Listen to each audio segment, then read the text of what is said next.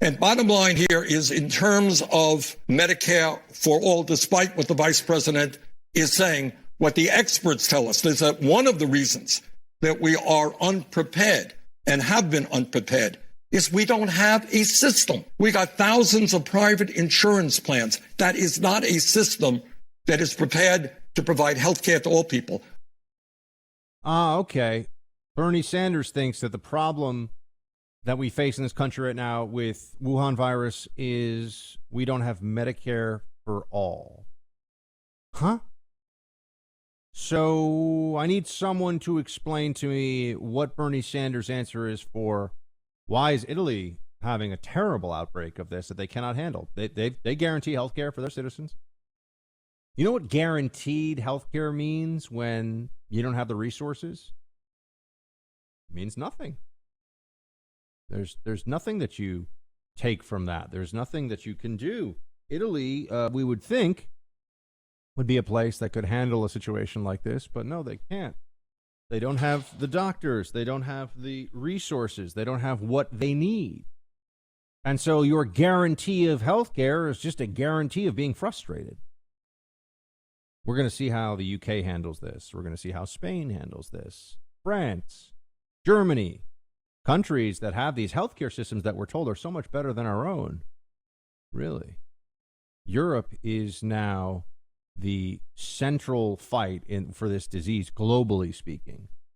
And you're going to have all these countries where we're told that healthcare is guaranteed for people. But in Italy, you know what has been happening? Doctors have been in a situation where they just don't have enough ventilators. So what do? Two people come in, both can't breathe. They have to make an on-the-spot judgment. Okay, we're going to hook you up. You have to wait. Waiting might mean dying. Rationing. Huh. Almost like an on-the-spot death panel. That's what's going on over there in countries like Italy, where they guarantee health care for everyone. How do you fix these problems? Well, you would need more doctors, more ventilators, more resources. How do you get that? The market. The government does not create these things. The government can only take these things that already exist. At least in the system that we have, the system that Europe has. The government is not in a position to just make these things appear. So Bernie takes all he's just wrong about everything. It's amazing that there are people who think that they're so clever and intelligent who believe that Bernie Sanders has the answers. He has answers to nothing. Nothing. Can't do anything to help. But he has a sheet. I mean, he sticks to the talking point.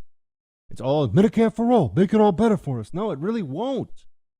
Even Biden knows that that's not something that will make things better. But, you know, Biden understands also you knock 180 million Americans off their health insurance plans. Bernie Sanders uses all these statistics, these dishonest statistics. He'll say that there are 50 million uninsured or underinsured people in this country. What does underinsured mean? It means you don't have, like, great health insurance, but you've got health insurance? Who falls into that category? So it was a debate where we didn't learn anything new about these candidates. There were a few interesting moments. Sanders, for example, said this about ICE raids. Play clip 9. One of the things that goes on when you have that process is that not only the psychological terror, and I've talked to these kids are scared to death in America when they come home from school that their mom or dad may not be there, may be deported. What we need to do is to end, and I will end this on day one, the ICE raids that have been so harmful to so many people. And we need to do, again, what the American people want us to do. I'm the son of an immigrant. This is a country significantly built by immigrant labor, built by slave labor. And what we have got to do is appreciate each other and end this demonization and divisiveness. So no more ICE raids. No more enforcement of immigration law. By the way, calling them raids, isn't that so interesting? We always say this. They're arrests. ICE makes arrests. Unlike when they arrest, say, unlike when federal law enforcement arrests Roger Stone and sends in a few dozen heavily armed agents to get a guy who's like in his silk pajamas and smoking jacket hanging out at 4 o'clock in the morning. You know, ICE isn't sending in SWAT teams to rip people out of their beds and, throw them on the ground and act like they're all. No, but they send in people to conduct arrests that are here in violation of federal law. If you're not going to do ICE raids, just say that the immigration doesn't matter anymore. And say that, Bernie Sanders, at a time when control of our borders quite clearly could mean thousands and thousands of American lives are either saved or not. Control of the borders right now is very important, isn't it? The open borders, one world government crowd that has been so dominant on the left in recent years, do they have any answers for this? How can governments respond effectively to an outbreak like what we're seeing with Wuhan virus when they can't even control who comes and goes from the country? How can governments be expected to do that? How could they know? Well, we don't get any answers about this, do we?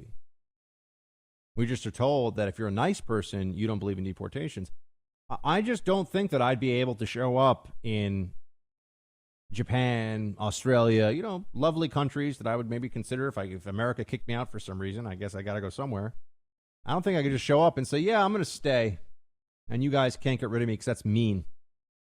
That wouldn't fly. That wouldn't work.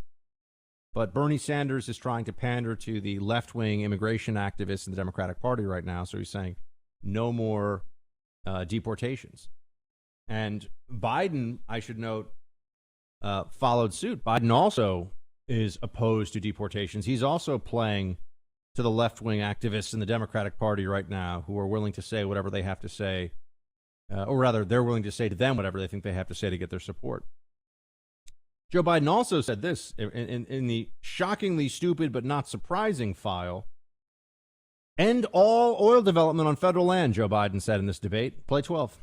Number one, no more subsidies for fossil fuel industry, no more drilling on federal lands, no more drilling, including offshore, no ability for the oil industry to continue to drill, period. Ends. That's a terrible idea. Thousands and thousands of people would lose their jobs. One of the reasons why we've had such a strong economy, why it has been growing so rapidly in recent years, is because America has become effectively energy independent.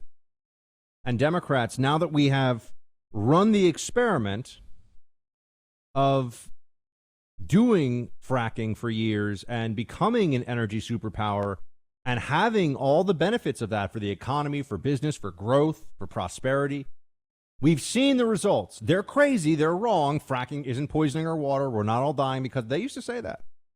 There was a documentary that won, wasn't it Gasland, that won, the Oscar, which means nothing for documentaries. Documentaries are almost always crap. The ones that the Hollywood elites like, they're just long-form editorials full of lib nonsense. The best example of which would be An Inconvenient Truth. Yeah, Florida's underwater, isn't it? It's all gone, just like they showed in the movie. Idiots. Total morons running these things, but it is what it is. They thought that fracking was going to poison us. Fracking was so bad for us. And actually, fracking has been a godsend for the economy, and it has helped us become energy independent in a way that nobody really ever thought we'd be able to be. So that really matters. That really helped. I did have Biden hit back at Bernie on praising the dictators. This would be kind of fun to watch them fight for a second. Play 11. The idea of occasionally saying something nice about a country is one thing. The idea of praising a country that is violating human rights around the world is, in fact, makes our allies wonder what's going on. What do you think the South Koreans think when he praises China like that? What do you think the Australians believe in the shadow of China? What do you think is happening in Indonesia in the shadow of China? What do you think is happening in terms of Japan in the shadow of China? The words matter. These are flat out dictators, period. And they should be called for it, straight up. We may have to work out, for example, I was able to help negotiate a new START agreement with Russia, not because I like Putin. The guy's a thug. Well, at least Biden's smart enough to know, got to give him credit where you can, that praising dictators is not a popular move with the American people. It is kind of popular with the left, though, because they are adopting Chinese propaganda in the media. Our media is taking the Chinese government's word for it when it comes to a whole bunch of things, like don't call it Wuhan virus. I still had people coming at me over the weekend on that one. Really? Well, what should we call it? What's the actual designation for Spanish flu, fancy media people? Do you know? No, I have no idea. Of course. What's the actual medical designation for Ebola virus? Hey, here's a better question to all the smug lib journos out there. Why do we call them H something N something? I bet they have absolutely no idea. It has to do with the surface proteins on the virus. They don't know that because they don't care, because they don't research, they don't know anything. It's all about, how does my hair look? Do I sound credible? Do I look credible? Am I getting a really big paycheck to do a job that a million other people could do just as well? Great. Call me a TV news anchor. The whole thing's absolutely ridiculous. So Biden knows you gotta. Sorry if you hear me scratching my beard. What can I know every time I do that, you must know. Buck, don't touch your face. Okay. So Sanders has been saying that we have too many private insurance companies. That's the problem. Biden runs around saying all kinds of annoying things. But one thing that really stuck out to me is how he is really trying to win the feminist vote here by doing the following. Play clip 10. If I'm elected president, my cabinet, my administration will look like the country. And I commit that I will, in fact, I'll pick a woman to be vice president. There are a number of women who are qualified to be president tomorrow. I would pick a woman to be my vice president. So he says he's going to pick a woman. Now, there will be a lot of people in the media that will put ideas out there, put names out there, like, I don't know, Stacey Abrams, Elizabeth Warren. Oh, gosh, she hasn't endorsed Bernie or Biden, but gosh darn it, she wants to help the people. She's out there. She's a possibility. You know where I'm going, though. You know who else is a possibility. Hello? She's still there on the sidelines. Does anyone think that if Hillary Clinton was asked to be vice president, she would say no? We all know she wants back in the game. She gets to say that she worked during the Obama administration as Secretary of State. She gets to say that she has a connection to that administration, too, that her and Joe probably worked so closely together. They're like a dream team right now. Everything will work out just fantastically. So, worth asking the question at that point. Why wouldn't he pick Hillary Clinton? Why wouldn't he go and have somebody that would bring all of the muscle and all the fundraising and just the institutional background to this? That's the real question you have to ask. And I think Hillary very well could be the VP.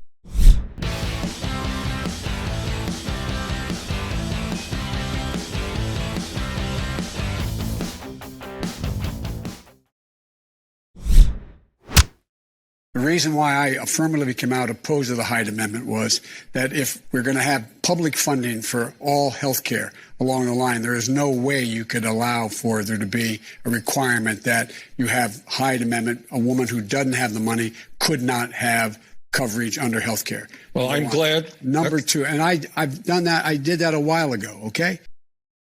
Let's understand that anyone who tells you that Joe Biden is a moderate doesn't know what the heck they're talking about. Anyone who claims that Joe Biden isn't now what would be a left-wing Democrat by traditional Democrat standards isn't being honest with the facts. Here he's talking about the Hyde Amendment. He's talking about the taxpayer funding of abortion. And this is meant, this used to be a third rail in politics, or there was some agreed on, compromise here. And that people wouldn't touch this. They wouldn't mess with this. The Hyde Amendment was that you couldn't have public funds go directly toward abortion because obviously public funds means taxpayers, means that you are paying for abortion. Your tax dollars are effectively going directly for the payment of abortion. Now, the government does give grants to Planned Parenthood. So in a sense, this has already been, from a moral perspective, the government's already been doing this for a very long time, meaning that there were, funds are fungible and you can move funds from one part of Planned Parenthood to another. So if you're giving an organization that does abortions, if you're giving them money, you're effectively subsidizing abortion. But this means directly.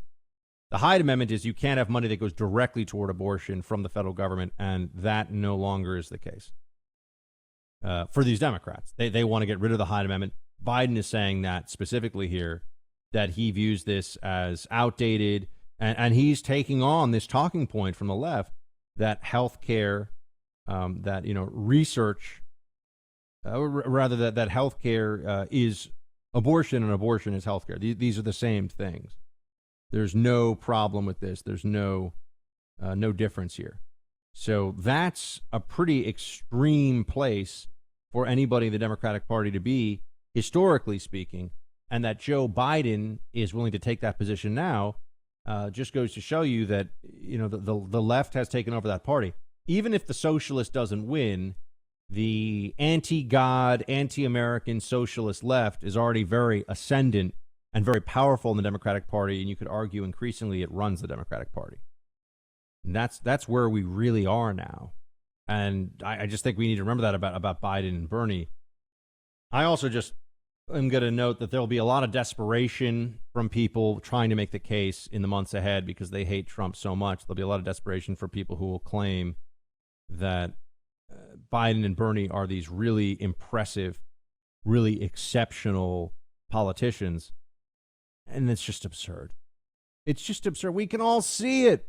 They're too old for this job. And in fact, they're both in the high risk category. They're both in high risk categories for people to be out and about and doing anything right now in the public eye because of Wuhan virus. And yet, maybe there's a case to be made that we shouldn't think that our entire top echelon of political leadership should be comprised of people in their, at least from the Democrat side of it, in really their late 70s. I don't know how old Chuck Schumer is off. I'm sure he's probably either late 60s, early 70s. But you look at Pelosi and you look at Bernie and Biden and all these different Democrats. I mean, they're really up there. I mean, their age should be a thing that we can talk about without getting shouted down for being rude or being mean. They're not. Look, there's a lot of things you can do when you're 80. And the 80-year-olds who listen to this show, I'm sure you're in great health and you got about another 40 years in you. But I don't think that it's fair to the United States for someone who is clearly, visibly, audibly degenerating, as Biden is, and really as Bernie is too.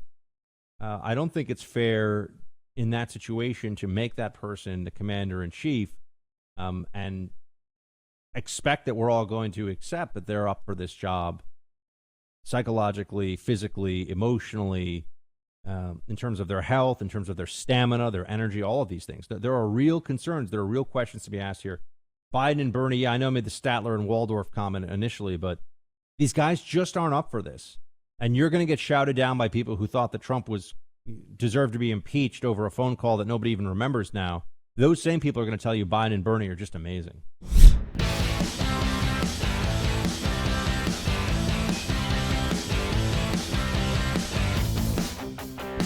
It's time for roll call. Roll call, everybody. Gonna need to hear from all of you on this, okay? I want new people writing in on roll call. You're my only social contact right now. That's right, team. It's you guys. That's it, and gals. I'm staying in this apartment. I'm planning to not leave if I can all week.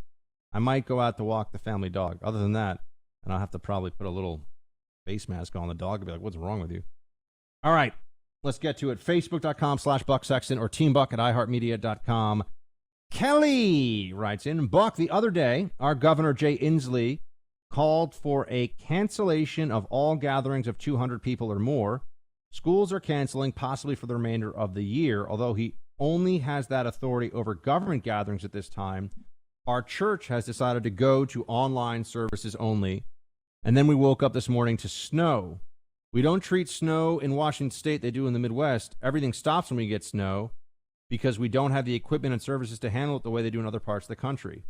Our exposure to each other will be minimal for the foreseeable future. Shields high. Kelly, look, I think that's a good thing. I think that we should take this as seriously as we can right now without, going completely overboard. And I'm a believer in let's have a conversation in a month where some of you are telling me, Buck, I told you it wasn't going to be that bad, but we can all say, well, at least it wasn't that bad. And we did what we had to do to make sure it wasn't that bad. That should be the attitude now. I think that's where I think we should all be. And we're, there's always time later on to say, okay, next time around, when the authorities say no gatherings of over 200 people, I'm going to be much more skeptical about it than I am right now. Anthony, writing you from the last region of sanity in California, Tulare County or Tulare County. I've never even heard of this before. Devin Nunes' district. I'm one of the very few people in the media that pronounces his name correctly. I'm very proud of that. I've seen you on Fox for years, but started listening to your podcast religiously about a year ago. You quickly become my favorite, and your intelligence and humor gets me through long days on the road. Well, thank you so much, Anthony. Only one of my lib friends can have rational discussions, so I usually listen to your analysis before he and I spar over the various issues of the day. I agree with you on nearly everything, and your way of articulating helps me rationalize my own thoughts. The Daily Dose of Buck has made me a better conservative, which leads me to being a better husband, father, employee, and friend. I thank you for that. Producer Mark is also great. Your combination is unmatched in the conservative podcast world, and I've listened to a lot. Well, thank you so much, Anthony. I really do appreciate that. And that's such high praise that you think that listening to this show helps you in other aspects of your life, as a dad, as an employee, as a friend. I couldn't ask for anything more than that for anyone who's listening to this. If I can achieve that with even just a handful of the very large group of folks that is Team Buck, you couldn't fit us in a couple of sports arenas. But if that's the case, then I'm really doing my job well, and that means a lot. So thank you very much, Anthony, honestly. Oh, there's a PS. You definitely need to start a history show or at least a segment on your podcast. Your first episode should be on the Depression of 1920 under Woodrow Wilson, then leading to the election of Warren Harding. To my understanding, the initial 6 months were worse than the Great Depression, but quickly turned around due to Warren's economic policies. Then Coolidge was elected in 1923, and the only president in modern history to cut taxes, spending, and actually shrink the federal government. This led to the Roaring Twenties. My wife's grandmother claims they are relatives of his VP, Charles Dawes. Would love to hear you elaborate on this time period and event. First of all, thank you for the little bit of history there for everybody listening. And I would love to bring back some more history. That's something that I can certainly do on this show more. In the past, sometimes radio stations have program directors, or the people that are in charge of what goes on the air, and every station usually has, most stations, I should say, have program directors, and that's tough because I always want our affiliates to be as happy as can be, with the audience really engaged and wanting to listen, and numbers doing well, numbers of ears for the show growing. Some of them love when I do really just straight history on the show. Not the anecdotes, obviously, are always welcome when I do a little asides about history. But I've done straight up history segments before. Some of you are probably thinking about the real Dracula, which I think is fascinating. We did that for Halloween, the Battle of Lepanto, the Siege of Malta. There have been a few of them, as well as the Shields High podcast, which I with the quarantine situation, maybe now is when I get back to Shields High. I just thought about that now, but I might have the time to do it finally. So some of the stations love it, and some of them don't, and so it's a tough balancing act for me. That's why we started doing Shields High on the podcast, because that's just the podcast. That's what you're getting, whereas this show is a podcast and a radio show, and so I got to make sure that our affiliates and all of our wonderful stations across the country, because they mean so much to this show in terms of the audience and the connection that we have as a result of those stations carrying us. I want them to be happy, and some of the people in charge of the stations love the history, some of them not so much. So that's where we are on that. But yes, I think basically the answer is I got to come back with Shields High, and we'll do more of them. And the next episode of Shields High, I've already told you, is going to be the Siege of Malta, which I love, which is my dream would be to make a miniseries of that one day, and make that like Ridley Scott style, real deep dive, epic, historical drama. Do it like Michael Mann in Last of the Mohicans, or Ridley Scott with, I think he did Kingdom of Heaven. Obviously, Gladiator, I think, is a Ridley Scott movie. Gladiator is even better than Kingdom. Kingdom of Heaven was a little uneven for me. Gladiator is an amazing movie. So I want to do something like that with the Siege of Malta. If I could just snap my fingers and have a project, it would probably be either the Siege of Malta or the Battle of Lepanto, and do a mini series on that, like a TV for Netflix or for Amazon. it's incredible. I mean, the sequences you could do. But I digress. I did try to watch a Korean language show over the weekend called Kingdom, and it's a little bit like, there's a little bit of a Game of Thrones vibe because it's all about palace intrigue and fighting over who gets to be the king or the emperor, as the case may be. But there's a little bit of a zombie storyline too. Not a lot of sword fighting for a show where pretty much everybody's carrying a katana sword. I'm just going to put it out there. I mean, if you're all walking around with katana swords, I'd kind of like to see you use those bad boys. You know what I mean? I'd like to see a little bit of action, but not a lot of sword fighting for a show where you'd think. Reminds me of that movie. What was the movie? I can't remember. It was like 59 Assassins or 43 Assassins or something, which was an old school samurai flick. That's excellent for what it is. Hold on, I gotta find it. Producer Mark, have you seen this one? Do you know what I'm talking about? No, I don't have a clue what you're talking about. It's a samurai movie. It's actually, what is it? I can't remember the number. 13 Assassins. 49. Sorry. I've promised you guys way more Assassins. 13 Assassins. If you've never seen it and you want to watch because there's 47 Ronin. That's why I got confused. Okay, don't all laugh at me right now. I didn't just pull a Bloomberg could give everybody $1 million with what he spent on the campaign. He spent 500 million, 300 million people. Everybody gets $1 million.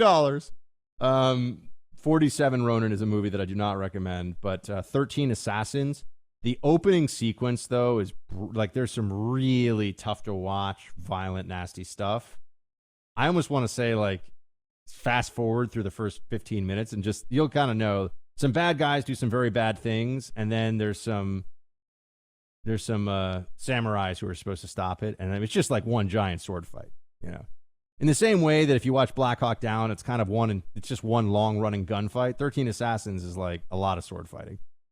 So if you're looking for here we are. Talking about a samurai movie. But anyway, this movie, Kingdom, it's subtitled. It's Korean. The costuming is kind of amazing. The fact that it's period piece. I can't even tell you what century this is supposed to take place in. I mean, it looks to me like maybe the 16 to the 7. I don't know what 1700s career it looks like really, but I think that's what it was.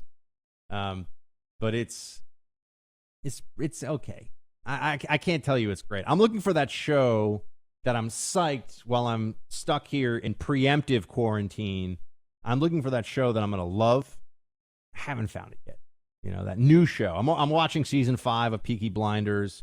I've given producer Mark so much homework. Now that you're in semi-quarantine too, producer Mark, are you actually going to watch some of my suggestions so you can come on and tell us how amazing my suggestions are? No, I'm going to play video games. No, that's a fair play. I have to buy the new baseball game because how else am I going to find out how bad the Mets are going to be this year? Yeah, I suppose that's what people, if you want to, no professional sports right now, right? No, any sports. Yeah, they're all shut down. Yeah. Right now I should be watching March Madness while pretending to listen to you speak, but now I actually have to listen to you speak. No. Producer Mark has to do his job and not watch college basketball, folks. This is the state of the world right now. It's tough. It's a tough situation. It is.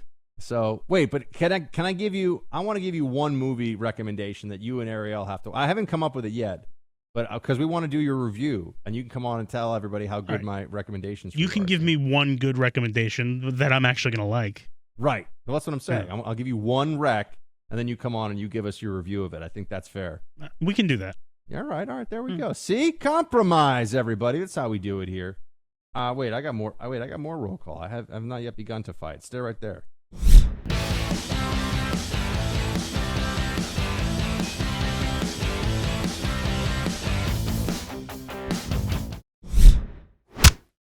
All right, we got Tim who writes in, Buck and Mark, you guys are both awesome. Thanks for keeping us safe and warm at night. Been a listener since the Blaze days in the podcast. Really appreciate your honest perspective on what can be very difficult topics. You mentioned a while ago that you don't think C-bands work for seasickness. I would tend to agree that it's a total hoax and probably a mental fix more than anything, but my wife and I went on a cruise with some friends, and I was a little nervous about being seasick, so I tried them. Had a great time, didn't get sick once. Don't knock it till you try it. Shields high. Okay. I mean, hopefully the cruise industry, and I'm not actually saying this to be funny. I don't know if the cruise industry is going to be much of an industry unless we get some help to them. I mean, they're in really bad shape right now. But if they have a comeback, I mean, maybe I'll give the wristband a try and I'll try a cruise at some point, but not anytime soon. Richard, dear Buck, have been listening to podcasts for several months, among a few others. Slowly, it's down to you and one other. Clear, intelligent, entertaining, and informative. We need voices like yours that are patriotic, smart, and capable of critical thinking. Love the Hillary and Bernie voices, too. If you have not, read Jean Kirkpatrick. Her writings are so relevant for today. The more I see of Trump, the more amazed I am at his fortitude and courage. I voted with misgivings, and now I'm deeply impressed by him as a man. The depth of corruption in our government is shocking. Thank God his presidency has started to expose how bad it has become. Well, Richard, thank you so much. And I just, you got to tell me, man, how do I become the undisputed champion of your podcast world? What's it going to take? Some history, some more voices.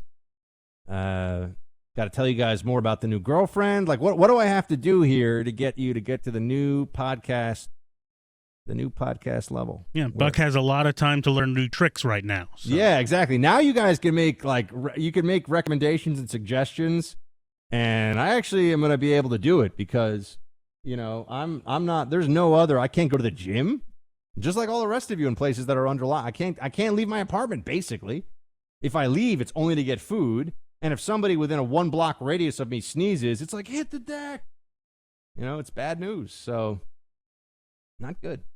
Jay, Buck, could COVID-19 be the final nail in the coffin for the mainstream media? A majority of Americans on all sides already distrust the media, when in the end, all of the hype and panic turn out to be a big nothing burger, and people realize they put their lives on hold for nothing. Will they rise up and revolt? Our friend Jay. That's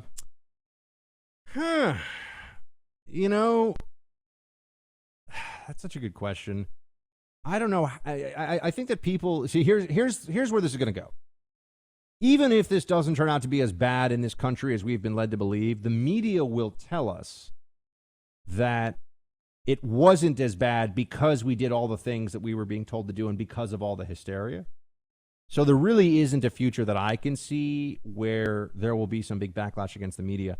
I do think that we should, at least for the next couple of weeks, I'm giving the worst case scenario my attention for the next 2 weeks to see where we are with more data and the ability of hospitals to deal with the influx and everything else. And then I'm going to reevaluate. But for the next 2 weeks, I'm really committed to doing as much social distancing and taking this as seriously as I possibly can on my end. Because, look, a lot of you I know live with far fewer neighbors, and you go from your house to your car to the store and back, and that's really your only interaction with the rest of, with large human populations. I'm walking around on street. I live in the most crowded part of New York, and I take pretty much the most crowded subway line to get to work every day, multiple times a day. So I'm just living in crowd. So you have to remember that. I also have a different feel on this than a lot of you because I walk out of my building where I live, and I am in the middle of crowds right away.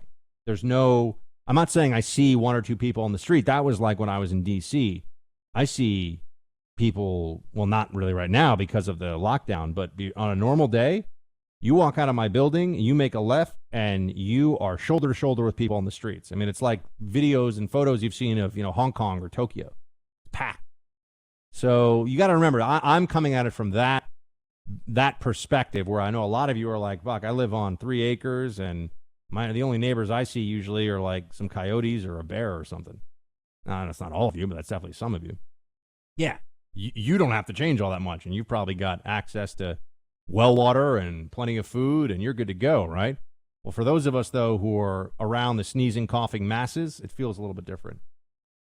Let's see. Wallace, Buck, your inspiring words are what we need during this crisis while we are keeping our shields high. Thank you, and Semper Fi. Well, Wallace, thank you, man. I'm doing the best I can to make sure that everyone feels like this community of patriots known as Team Buck, that we're all getting through this together and that we can all turn to each other in this very difficult time for support, for information, for truth, and for laughs. And honestly, you guys are what's keeping me company right now. This show is, you're it for me. I'm in this apartment. You know, might get the girlfriend to come and make a visit, but I got to like get her an N95 mask and put her on, a tricycle or something to get her over here. It's not easy. All right, team, that's going to be the show for today. Look, I look forward to this every day when I get to hang out with you. So we'll talk tomorrow. Please pass the buck, especially people who are in semi-quarantine. If they're looking for a new thing to listen to, tell them to check out this show. Listen on Spotify podcast, Apple podcast, iHeartRadio app. Check it out, The Buck Sexton Show. Pass the buck and shields high.